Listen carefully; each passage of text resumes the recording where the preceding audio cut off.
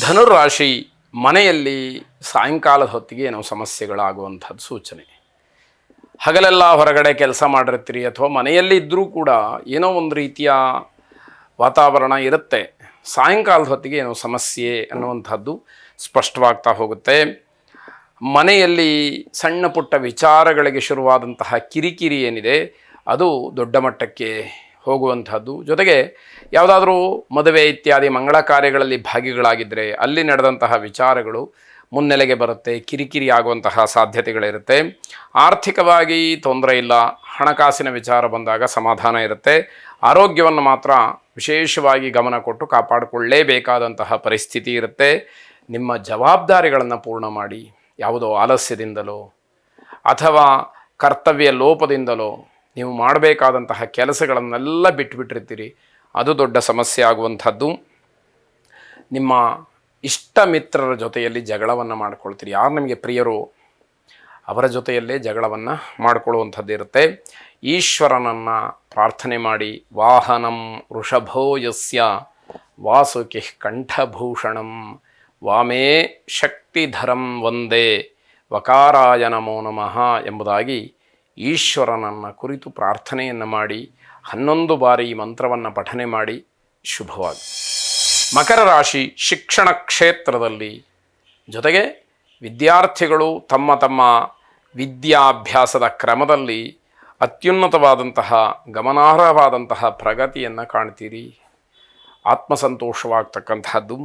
ದೇಹದಲ್ಲಿ ಏನೋ ಸಮಸ್ಯೆ ಇದೆ ಅಂತ ಹೇಳಿ ನಿಮಗೆ ಕಾಡುವಂಥದ್ದು, ನಿಮ್ಮ ಬಲಹೀನತೆ ನಿಮಗೆ ಅಲ್ಲಿ ಗೊತ್ತಾಗ್ತಕ್ಕಂಥದ್ದಾಗುತ್ತೆ. ಪ್ರೇಮಿಗಳಿಗೆ ಆತಂಕ ಭಯ ಹೆಚ್ಚಾಗುವಂತಹ ದಿವಸ ಇದು. ವಿಶ್ವಾಸಾರ್ಹ ವ್ಯಕ್ತಿಗಳ ಸಲಹೆ ಮತ್ತು ಮಾತನ್ನು ನೀವು ಉಪಯೋಗ ಮಾಡಿಕೊಳ್ಬೇಕು. ಯಾವ ವ್ಯಕ್ತಿಯ ಮಾತು ನಿಮಗೆ ನಂಬಲಿಕ್ಕೆ ಯೋಗ್ಯವೋ ಅಂತಹ ವ್ಯಕ್ತಿಗಳ ಮಾತನ್ನು, ಸಲಹೆಗಳನ್ನು, ಮಾರ್ಗದರ್ಶನವನ್ನು ಸರಿಯಾದಂತಹ ರೀತಿಯಲ್ಲಿ ಉಪಯೋಗ ಮಾಡಿಕೊಳ್ಳಿ. ಮದುವೆ ವಿಚಾರ ಪ್ರಸ್ತಾಪಕ್ಕೆ ಬರುವಂಥದ್ದಿದೆ. ಅದು ನಿಮಗೆ ಸ್ವಲ್ಪ ಜಟಿಲವಾದಂತಹ ಸಮಸ್ಯೆಯನ್ನು ತಂದೊಡ್ಡುತ್ತೆ ಅನ್ನುವಂಥದ್ದು. ಆತ್ಮವಿಶ್ವಾಸವನ್ನು ಹೆಚ್ಚು ಮಾಡಿಕೊಳ್ಬೇಕು. ಮೃತ್ಯುಂಜಯನನ್ನು ವಿಶೇಷವಾಗಿ ಪ್ರಾರ್ಥನೆ ಮಾಡಿ.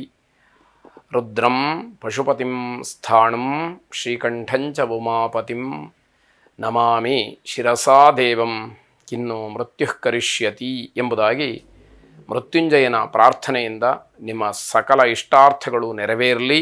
ಶುಭವಾಗಿ. ಕುಂಭರಾಶಿ ಭೂ ಸಂಬಂಧವಾದಂತಹ ಲಾಭ, ಭೂಮಿಗೆ ಸಂಬಂಧಪಟ್ಟ ಹಾಗೆ ಒಂದಷ್ಟು ಅನುಕೂಲ, ಲಾಭ, ಶುಭ ಅನ್ನುವಂಥದ್ದಿದೆ. ಆರ್ಥಿಕವಾದಂತಹ ಸಮಸ್ಯೆ ಬಗೆಹರಿತಕ್ಕಂತಹ ಸೂಚನೆಗಳು ಹೆಚ್ಚಾಗಿ ಕಾಣ್ತಾ ಇದೆ. ವಿದ್ಯಾರ್ಥಿಗಳ ಪರಿಶ್ರಮಕ್ಕೆ ತಕ್ಕ ಪ್ರತಿಫಲ ಸಿಕ್ಕುವಂಥದ್ದು. ಅನಾರೋಗ್ಯದಿಂದ ಬಹಳ ದಿವಸಗಳಿಂದ ತೊಂದರೆಯನ್ನು ಪಡ್ತಾ ಇದ್ದರೆ, ಹಾಗೆ ತುಂಬ ದಿವಸಗಳಿಂದ ನೋವನ್ನು ಅನುಭವಿಸ್ತಾ ಇದ್ದರೆ ಅದಕ್ಕೆಲ್ಲ ಸಣ್ಣ ಮಟ್ಟದಲ್ಲಿ ಒಂದು ಮುಕ್ತಿ ಅನ್ನುವಂಥದ್ದು ಸಿಕ್ಕತ್ತೆ. ಅವಿವಾಹಿತರಿಗೆ ಸಿಹಿ ಸುದ್ದಿ, ಮದುವೆಯ ವಿಚಾರ ಮುನ್ನೆಲೆಗೆ ಬರುತ್ತೆ. ಅನುಕೂಲಕರವಾದಂತಹ ಒಂದಷ್ಟು ಮಾತುಗಳು ಅಲ್ಲಿ ನಡೆಯುವಂಥದ್ದಾಗತ್ತೆ. ಪ್ರೇಮಿಗಳಿಗೆ ತುಂಬ ಅನುಕೂಲಕರವಾದಂತಹ ದಿವಸ. ಮಹಾಗಣಪತಿಯನ್ನು ಪ್ರಾರ್ಥನೆ ಮಾಡಿ. ವಿನಾಯಕ ನಮಸ್ತುಭ್ಯಂ ಸತತಂ ಮೋದಕಪ್ರಿಯ ನಿರ್ವಿಘ್ನಂ ಕುರು ಮೇ ದೇವ ಸರ್ವಕಾರ್ಯೇಷು ಸರ್ವದಾ ಎಂಬುದಾಗಿ ಬಹಳ ವಿಶೇಷವಾದಂತಹ ಪ್ರಾರ್ಥನೆಯನ್ನು ಸಲ್ಲಿಸಿ ಈ ಮಂತ್ರವನ್ನು 21 ಬಾರಿ ಪಠನೆ ಮಾಡಿ ಶುಭವಾಗಿ. ಕೊನೆಯದಾಗಿ ಮೀನರಾಶಿ ಹಳೆಯ ಕೆಲಸಗಳು, ಬಹಳ ಹಿಂದೆ ಸಂಕಲ್ಪ ಮಾಡಿದಂತಹ ಕೆಲಸಗಳು ಈ ದಿವಸ ಪ್ರಗತಿಯನ್ನು ಕಾಣತಕ್ಕಂತಹ ಸೂಚನೆ ಮತ್ತೆ ಸಿಕ್ಕುವಂಥದ್ದಾಗತ್ತೆ. ಕಿರಿಯರಿಗೆ ಮಾರ್ಗದರ್ಶನ, ಗೌರವ ಇವೆಲ್ಲವೂ ಕೂಡ ಹೆಚ್ಚಾಗಿ ಸಿಕ್ಕುವಂಥದ್ದಿದೆ.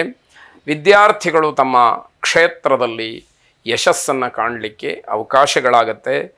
ಧಾರ್ಮಿಕ ಕಾರ್ಯಕ್ರಮಗಳಲ್ಲಿ ಭಾಗವಹಿಸೋದಕ್ಕೆ ಅವಕಾಶಗಳಿದೆ. ದೇವತಾ ಪೂಜೆ, ಪುಣ್ಯಕ್ಷೇತ್ರ ದರ್ಶನ, ಭಜನೆ, ಧ್ಯಾನ, ಹೋಮ ಇತ್ಯಾದಿಗಳಲ್ಲಿ ನಿಮ್ಮನ್ನು ನೀವು ತೊಡಗಿಸ್ಕೊಂಡು ಮನಃಶುದ್ಧಿಯನ್ನು ಮಾಡಿಕೊಂಡು ಭಗವಂತನಲ್ಲಿ ವಿಶಿಷ್ಟವಾದಂತಹ ಭಕ್ತಿ ಶ್ರದ್ಧೆಯಿಂದ ನಿಮ್ಮ ಕೋರಿಕೆಗಳನ್ನು ಸಮರ್ಪಣೆ ಮಾಡಿ ಭಗವಂತನ ಅನುಗ್ರಹ ಪಡ್ಕೊಳ್ಳೋದಕ್ಕೆ ಅವಕಾಶಗಳಾಗತ್ತೆ.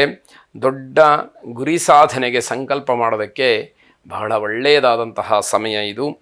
ಸಾಯಂಕಾಲದ ಹೊತ್ತಿಗೆ ಆರೋಗ್ಯದಲ್ಲಿ ಸಣ್ಣ ಪುಟ್ಟ ವ್ಯತ್ಯಾಸಗಳು ಕಾಣುತ್ತೆ. ಇಡೀ ದಿನ ಬಹಳ ಉತ್ಸುಕರಾಗಿದ್ದು ಉಪವಾಸವೋ ಅಥವಾ ಭಗವತ್ ಸೇವೆಯಲ್ಲೋ ತೊಡಕೊಂಡಿದ್ದಾಗ ಶರೀರದಲ್ಲಿ ಸ್ವಲ್ಪ ಮಟ್ಟಿನ ವ್ಯತ್ಯಾಸಗಳು ಕಾಣಬಹುದು.